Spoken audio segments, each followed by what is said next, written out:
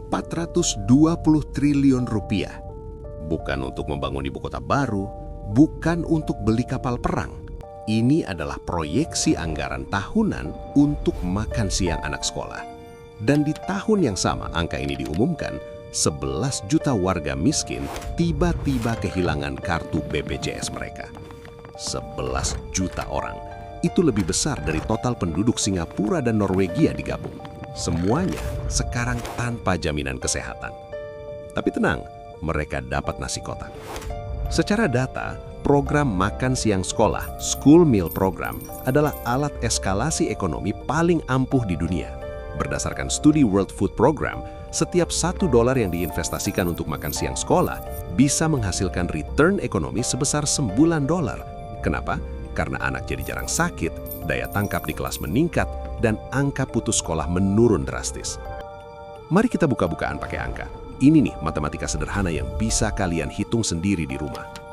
Anggaran awal program makan bergizi gratis MBG untuk 2025 itu 71 triliun rupiah. Tapi kalau sudah jalan penuh setahun, angkanya melonjak jadi 420 triliun rupiah. Duit 420 triliun itu setara dengan menggaji 300.000 guru honorer seumur hidup mereka, membangun 42.000 puskesmas baru di seluruh pelosok Indonesia, atau gratiskan iuran BPJS untuk seluruh 280 juta rakyat Indonesia selama 2 tahun penuh. Niatnya memang mulia, tapi dengan uang sebanyak itu, pertanyaannya cuma satu. Siapa dan sistem apa yang paling aman untuk menjaga duit rakyat sebesar ini? Jangan sampai niatnya kasih gizi ke anak, tapi yang makin gemuk justru sistem yang salah urus. Berdasarkan data yang dirilis Indonesia Corruption Watch, tercatat sekitar 5-15% dari total dapur nasional, lebih dari 1.600 dapur, dikelola oleh institusi yang tugasnya harusnya menjaga keamanan negara. Ini fakta yang sudah tersedia secara publik, bukan tuduhan. Kalian bisa cek sendiri di laporan ICW. Dan di sini, kita biarkan datanya berbicara. Kalian yang menilai. Tapi sebelum kita bicara soal sistem, ada satu kejadian yang menjadi titik didih opini publik terhadap program ini. Seorang mitra program MBG berjoget di depan logo Badan Gizi Nasional dan di caption videonya ia menulis dengan bangga bahwa ia mendapatkan 6 juta rupiah per hari dari program ini. 6 juta rupiah per hari, 180 juta per bulan dari program yang dirancang untuk anak-anak yang kekurangan gizi. Ketika video itu viral dan netizen bereaksi keras, ia tidak memilih untuk merefleksi diri, tidak memilih untuk meminta maaf kepada publik. Ia memilih untuk melapor ke kepolisian. Yang dilaporkan adalah netizen yang menyebarkan videonya. Dan di saat yang hampir bersamaan, ada seorang dokter yang telah berjuang untuk sesuatu yang jauh berbeda. Dr. Lita Gading yang bereaksi keras terhadap aksi memalukan tersebut, dia adalah seorang dokter yang menggunakan waktunya untuk memperjuangkan penghapusan dana pensiun seumur hidup anggota DPR, sebuah hak istimewa yang membebankan anggaran negara secara permanen dari uang pajak rakyat yang sama. Seorang dokter berjuang untuk efisiensi anggaran negara. Di sisi lain, seorang mitra program sosial pemerintah berjoget merayakan penghasilan ratusan juta per bulan dari uang yang sama.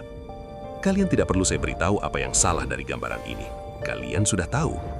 Tapi tunggu dulu, sebelum kita tenggelam dalam kemarahan, ada yang lebih penting untuk dipahami. Masalah di Indonesia bukan karena program makan bergizi di sekolah itu mustahil. Masalahnya adalah kita memilih sistem yang salah untuk menjalankan program yang sebenarnya benar.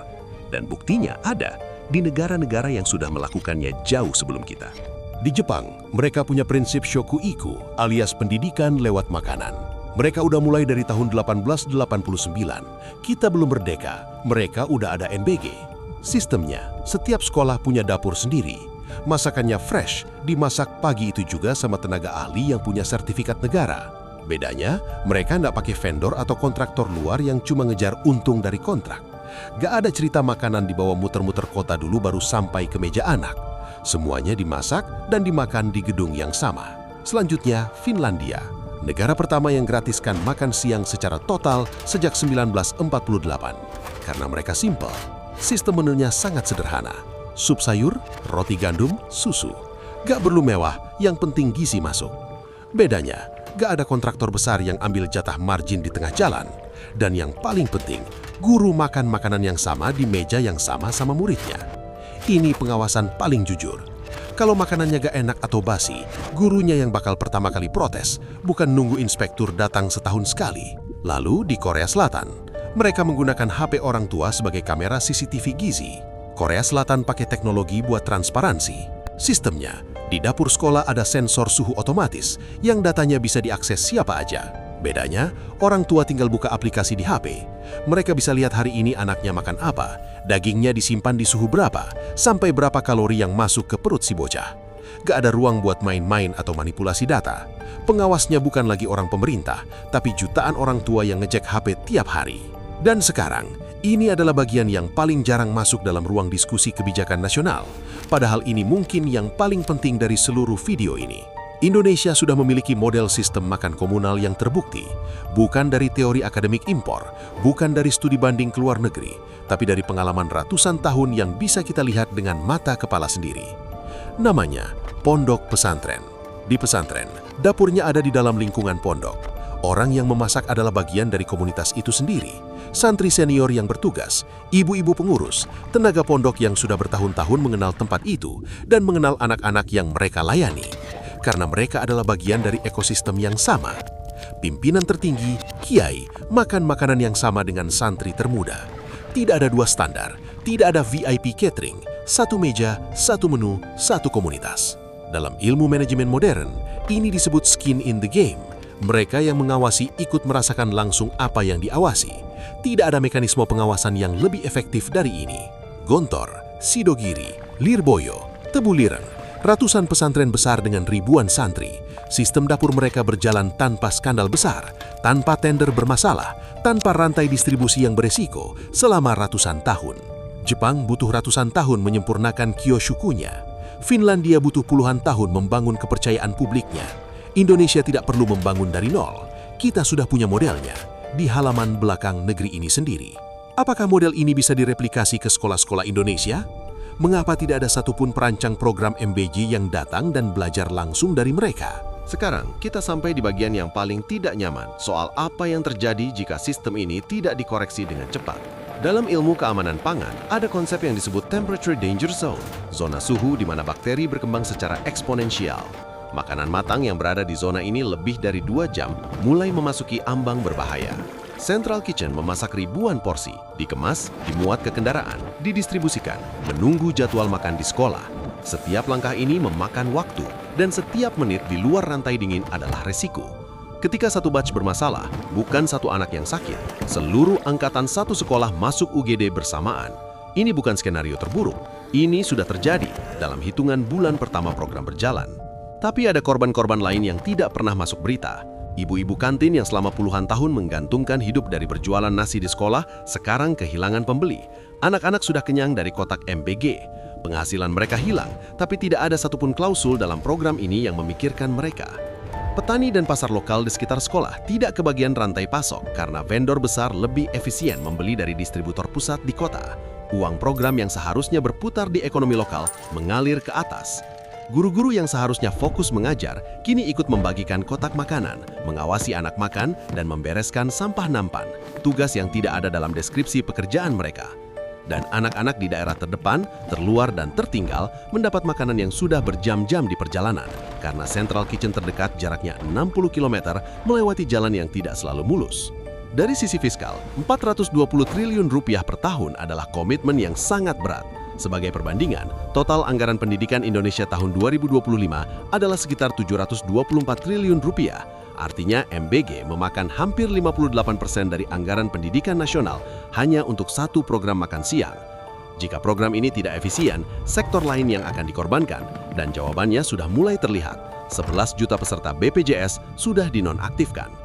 Program sosial yang tidak berkelanjutan secara fiskal bukan kemurahan hati. Ia adalah janji yang suatu hari akan diingkari, dan yang paling merasakan dampaknya selalu orang yang paling tidak punya pilihan. Lalu apa yang harus dilakukan? Dan dalam urutan yang benar. Pertama dan paling mendesak, kembalikan jaminan kesehatan bagi 11 juta warga miskin yang dinonaktifkan. Karena ketika seorang ibu miskin jatuh sakit dan tidak bisa berobat, nasi kotak yang diterima anaknya di sekolah tidak menyelesaikan apapun. Kedua, pindahkan model dari central kitchen ke dapur berbasis sekolah secara bertahap mulai dari sekolah yang infrastrukturnya sudah memadai. Tidak harus serentak seluruh Indonesia. Jepang butuh puluhan tahun, Finlandia butuh generasi. Indonesia tidak harus lebih cepat dari logika keamanan pangan. Ketiga, jadikan ibu-ibu kantin yang sudah ada sebagai pengelola utama dapur sekolah. Berikan mereka pelatihan keamanan pangan bersertifikat. Berikan mereka upah yang layak dari anggaran yang sama. Mereka sudah kenal lingkungannya, sudah kenal anak-anaknya, dan mereka punya ikatan yang tidak bisa dibeli oleh vendor manapun. Keempat, wajibkan pembelian bahan baku dari petani dan pasar lokal dalam radius yang masuk akal dari sekolah. Ini guna memastikan kesegaran bahan, menekan risiko keamanan pangan, dan memastikan uang program benar-benar menyentuh ekonomi rakyat kecil di sekitar sekolah. Kelima, buat undang-undang pendidikan pangan, bukan peraturan presiden yang bisa diubah setiap pergantian kepemimpinan. Undang-undang yang mengatur standar gizi minimum, kualifikasi pengelola dapur, mekanisme audit publik yang transparan, dan perlindungan hukum bagi siapapun yang melaporkan penyimpangan. Keenam, adopsi transparansi digital model Korea Selatan. Setiap dapur sekolah wajib melaporkan menu, suhu penyimpanan, dan nilai gizi secara real-time ke platform yang bisa diakses siapapun. Karena pengawasan terbaik bukan auditor yang datang setahun sekali. Pengawasan terbaik adalah miliaran orang tua yang bisa mengecek dari ponsel mereka setiap hari. Program makan bergizi untuk anak-anak Indonesia bisa menjadi warisan terbaik sebuah generasi. Tapi sebuah program sebesar ini, dengan anggaran sebesar ini, tidak bisa berjalan hanya dengan niat baik dan keberanian untuk memulai cepat. Ia butuh sistem yang terbukti, ia butuh hukum yang mengikat, ia butuh pengawasan yang jujur, dan ia butuh kerendahan hati untuk belajar, bahkan dari hal-hal sederhana yang sudah ada di depan mata kita sendiri. 11 juta orang kehilangan jaminan kesehatannya, ibu kantin kehilangan penghasilannya, guru kehilangan fokus mengajarnya, anak-anak di pelosok mendapat makanan yang sudah berjam-jam di perjalanan. Kasus keracunan massal, oknum vendor joget-joget yang melaporkan netizen kenapa aksinya viral, padahal ulah dia sendiri. Kalau program ini memang untuk rakyat, mengapa justru rakyat yang paling banyak menanggung biayanya dan akibatnya?